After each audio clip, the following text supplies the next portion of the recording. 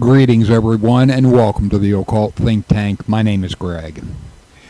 In this video, I am going to play a short conversation I had with Mark Powers earlier today that, honestly, I didn't expect that I would have to have. But Flat Earth people have proven to be dumber than I thought. I wouldn't have thought this level of stupidity is humanly possible, but these folks have proven me wrong there.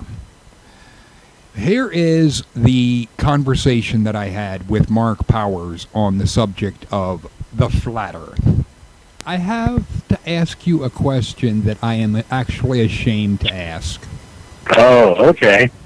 Do Jews believe in a flat Earth?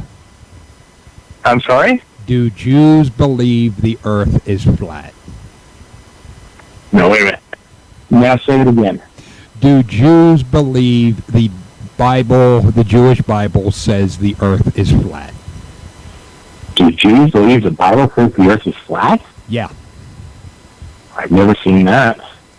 There is one place, I made a video about debunking flat Earth in 3 minutes, and I mentioned Isaiah 40, verse 22. These flat Earth idiots act like circle means it's flat. And Circle means flat? Yeah. And I was like, no, because the aspect of the inhabitants thereof are as grasshoppers is an indication of height, of looking down on. Like if you're ever in an airplane or whatnot and you look down and things are very fucking small because you're looking at it from above type of thing. Okay, so I'm not grasping something here. Okay. So, do you not understand the foundations of the earth? It is he who sits above the circle of the earth and whose inhabitants are like grasshoppers, who stretch out the heavens like a curtain and spread them out like a tent to dwell. Well, where do we get from that it's flat?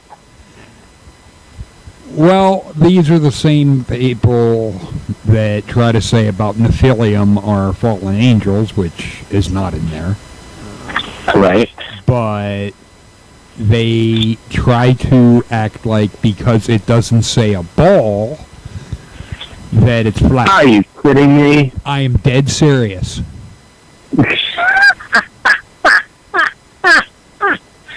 Okay.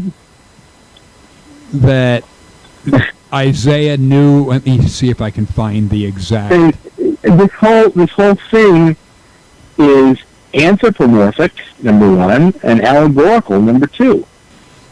Right. It's making the God out, for one, sitting on the earth. I sarcastically said, what? Is its feet swinging beside the earth? Yeah. And a circle is not a sphere. They knew the difference. If he meant The sphere, circle he is would not have a said sphere? sphere. Yeah. Okay. Well, in that case, you need to consider the fact that the Earth is square. Because doesn't it say the four corners of the Earth? Yeah. So either if it's flat, in that case it's a square. If it's not flat, then it's a rectangle, but it certainly isn't round. I mean, who are we kidding here? Yeah, because what they're trying to... Is there anything in the Hebrew? Is there anything that would indicate that the people that wrote this thought it was flat? No. No. I'm just going back a little bit. Yeah. My gosh. Oh, that's really...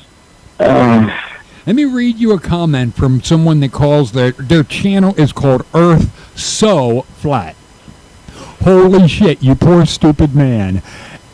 After all that, you can't grasp the simple concept that both a sphere and a flat disk are both considered circles. Circle is just a synonym for round. A sphere is round, a flat disk is round. You've proven nothing. The thing is, they're trying to say it's a flat disc. Yeah, no, I got that, but I don't see where they get that. Just because it says Because above, it says who sits above the circle. yeah. Holy cow! I am dead serious. Holy cow! Is that the dumbest you've ever heard? I mean, that quite honestly is a new one on me. So no Jew has ever said that the earth is flat. Well, I obviously don't know all Jews, Right, but anything but you've ever heard. I can tell you quite honestly that that's a new one on me. That's wild. That is absolutely wild. Holy cow. Yeah. This is the level of stupid that our society has reached. I call it... Holy cow. Yeah. Okay. The one had mentioned 1 Kings 8:27. Okay. And let's check that. And what does that say? Well, from what... Okay. But God will indeed dwell on the earth. Behold, the heaven and the heaven of heavens cannot contain thee. How much less this house that I have built. I don't... Yeah, what's the question? What they had said is God is not sitting on anything in our physical universe. It's a metaphor for the lofty position of God in relation to the earth's inhabitants. And Of course. the thing is, it's not saying that it's flat. No. Not in any way, shape, or form. The whole... cow. Yeah. That's really out there. That one, I'm going to have to remember that one. That's a goodie. I mean, whoa. Yeah, and they try and use Isaiah 40, verse 22 as proof that the earth is flat. Yeah, okay. And of course, I saw something on Facebook yesterday where they staged the moon landing. Yes, they don't believe in the moon landing. They don't believe in satellites. Well, you can't have a satellite if the Earth is flat, unless of course it's going in an orbit around. I don't know. I'm sorry. It's really just. That's really too much for me. That's really wild. Some have also tried saying there were never any dinosaurs. Of course there weren't. Those are Lego sets. I saw somebody build one this weekend. Holy cow. That one's going to take me a while to get over. I'm sorry. Oh, yeah. That's a good one. That's a really good one. These people are basically conspiracy theorists that don't believe NASA. Well, it's government. Why would you believe NASA? Yeah. Right? Yeah. So. It just, wow. I mean, I understand that one. But holy cow. That is really, really, really something else. Okay. I knew it was the You dumbest. got me on that one. I never heard that one before. I knew it was the dumbest question in the world, but I had to ask. No, it wasn't a dumb question. It was just a holy cow. That's a good one. Sorry. I haven't heard that one before. Okay. Every now and then you can come up with something that blows me away. All right. Well, one of the things I want to get into now is where these people try to come up with this idea of the flat earth type of idea. It is insane. It is nonsensical. But what they're trying to do is go from... They take Genesis chapter 6, verse 4, and they twist it all to hell. Now, what they're trying to do also is take what's written in the New Testament in Jude with where it says about these Nephilim being fallen angels and so forth. They're simply not. And I'm not sure exactly where it is in Jude, but it doesn't matter because what's in the New Testament is irrelevant, as there's nothing to validate it in the Old Testament. Because the big thing I want you to see is the idea that Jesus was the only Son of God. Absolutely not. Genesis chapter 6, verse 2, that the sons of God saw the daughters of men that they were fair, and took them wives, all of which they chose. Now, one of the things I want you to note right away with this is the idea of the God being pissed off at these sons of God. The sons of God are nothing but angels. I've talked to Mark about that, and that he's pretty much established. Sons of God simply means angel. So the idea of Jesus being like the only Son of God, that's absolute bullshit. The God has lots of sons. Because the term sons of God appears again in 2 verses later, where it says there were giants in the earth in those days, and after that, when the sons of men came unto the daughters of men, or the sons of God came unto the daughters of men, and they bare children to them, the same became mighty men, which were of old, men of renown.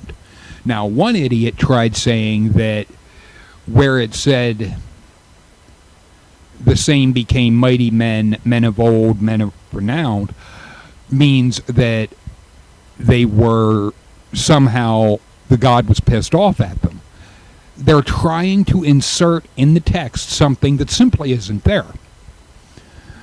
And they try saying that God was upset because of verse 5. And God saw the wickedness of man, that it was great on the earth, that every imagination of his heart was only evil continually. The problem with that is, first we have the word giants is termed Nephilim. Now, if we look at it in the JPS, giants it is there as Nephilim. Okay? That's simply apparently what it means.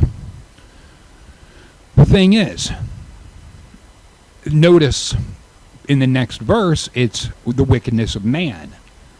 Instead of in the King James, it's, well, the wickedness of man, but when we look in the King James Plus, man comes up Adam. It does not come up Nephilim. So we are talking, the God saw the wickedness of man, which would be Adam, was great on the earth. That has absolutely nothing to do with any sons of God or giants. The idea that giants were somehow what the God was pissed off at, it doesn't make any sense. Now, they want to try and say that the next verse, and it repented the Lord that he had made man on the earth and grieved him at his heart. The problem is, that word of man is Adam as well. And if you go down to the next verse, and the Lord said, I will destroy man, whom I have created, still Adam. It does not indicate that it is the giants or whatnot. Now, the God is going to kill pretty much everything, the man and beast and creeping thing and fowls and so forth. So the God's going to wipe out everything.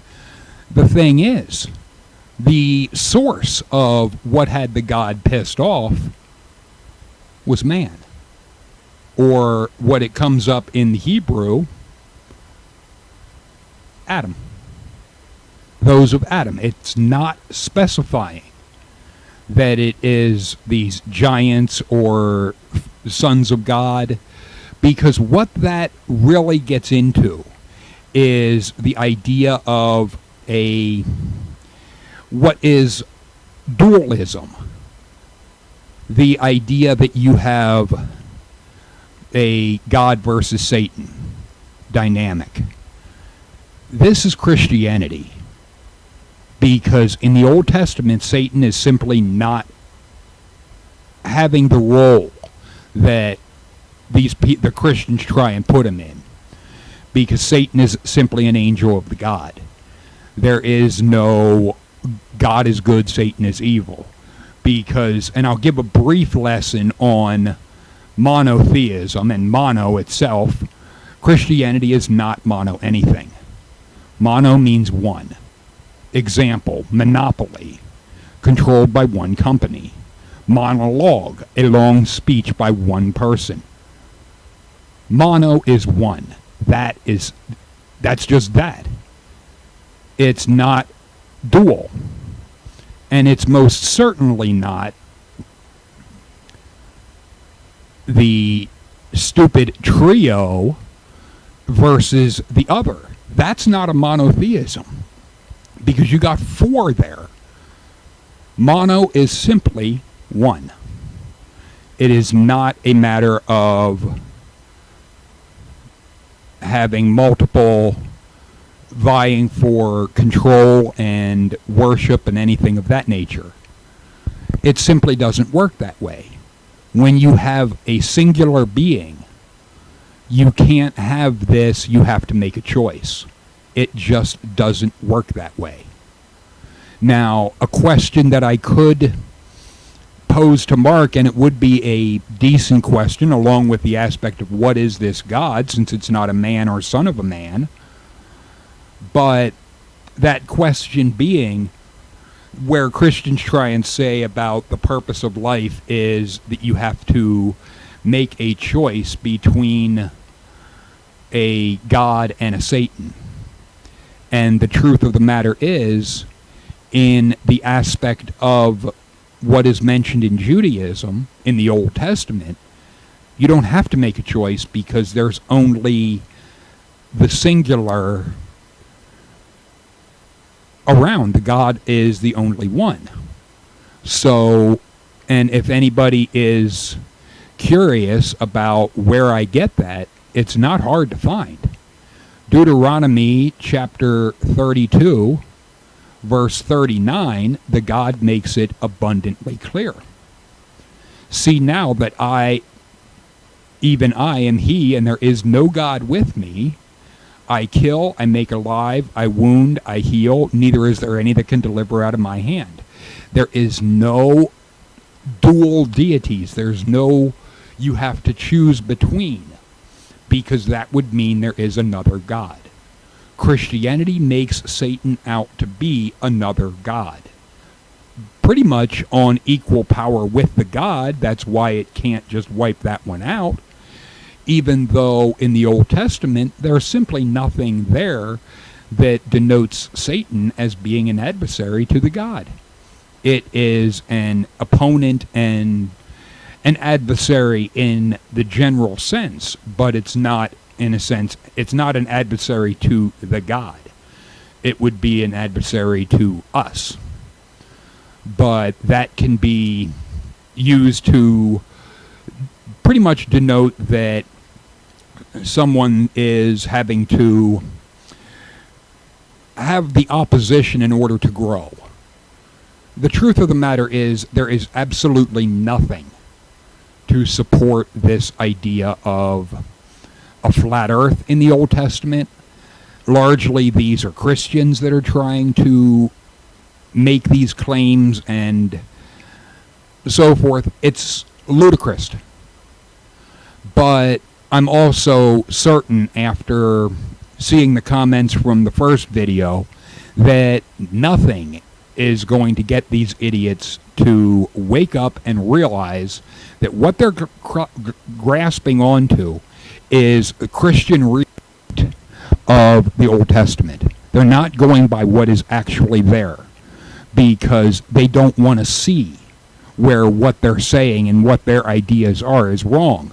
I actually had one person try saying to me that the problem is I'm listening to an expert in the Old Testament, a Jewish expert. What? Basically, it comes down to it's a viewpoint that differs from what they put out. So to them, well, they're an expert, so what? They're not saying what I want to hear. So they're wrong. That's bullshit. Mark knows way more about the Old Testament, Judaism, than any Christian could hope to. So for them to try and act like they know Judaism or the Old Testament better than someone that is a former director of Jews for Judaism, it just makes no sense. But feel free to leave your thoughts and comments in the comment section. Later, people.